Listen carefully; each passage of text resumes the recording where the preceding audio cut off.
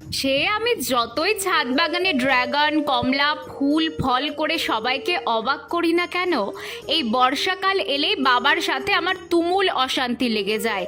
আসলে আমাদের বাড়িটা একটু পুরনো বলে বাবা বর্ষাকাল এলেই আমাকে বলে, ছাদটা তুই ড্যাম করেই ছাড়বি, এত ভারী ভারী টব, দুদিন পর তোর এই গাছের জন্যই আমার ছাদটা যাবে। বাবা যখন বলে একটু রাগী হয়, তারপর ভেবে দেখলে বুঝি বাবা তো ঠিকই বলেছে, ছাদটা তো সত্যিই খুব পুরনো হয়ে গেছে। এই দেখো, কথা বলতে বলতে আকাশটা আবার কালো হয়ে এসেছে। ছাদকে একটু রক্ষা করতে আমি কি করি সেটাই আজকে তোমাদের সাথে শেয়ার করি। আমি মাঝে মধ্যেই টবগুলোকে ছাদের একদিক থেকে অন্য দিকে শিফট করি, মানে বেশি দিন এক জায়গায় ভারী টব রাখি না। আর গাছগুলোকে চেষ্টা করি ছাদের একদম ধার বরাবর রাখতে। নিচে কোনো সাপোর্ট দিলে ভালো হয়, তবে এভাবেই ছাদটাকে সেফ রাখার চেষ্টা করি। তোমরাও কিন্তু করতে পারো।